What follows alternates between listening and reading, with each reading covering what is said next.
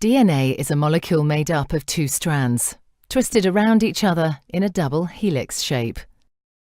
Each strand is made up of a sequence of 4 chemical bases, represented by the letters A, C, G and T. The two strands are complementary. This means that wherever there's a T in one strand, there will be an A in the opposite strand, and wherever there's a C, there will be a G in the other strand. Each strand has a 5' end and a 3' end. The two strands run in opposite directions. This determines how each strand of DNA is replicated. The first step in DNA replication is to separate the two strands. This unzipping is done by an enzyme called helicase and results in the formation of a replication fork. The separated strands each provide a template for creating a new strand of DNA. An enzyme called primase starts the process. This enzyme makes a small piece of RNA called a primer. This marks the starting point for the construction of the new strand of DNA.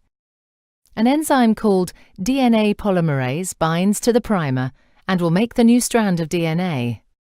DNA polymerase can only add DNA bases in one direction, from the 5' end to the 3' end.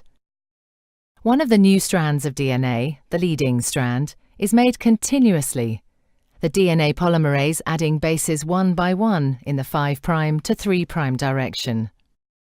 The other strand, the lagging strand, cannot be made in this continuous way because it runs in the opposite direction. The DNA polymerase can therefore only make this strand in a series of small chunks called Okazaki fragments.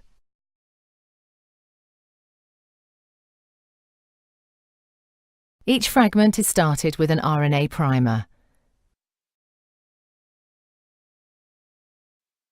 DNA polymerase then adds a short row of DNA bases in the 5' to 3' direction.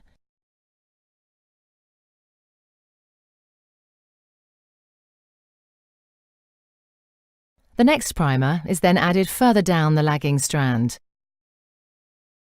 Another Okazaki fragment is then made, and the process is repeated again.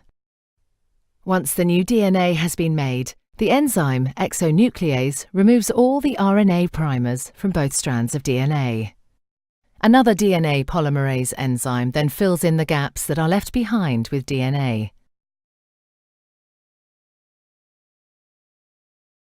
Finally, the enzyme DNA ligase seals up the fragments of DNA in both strands to form a continuous double strand.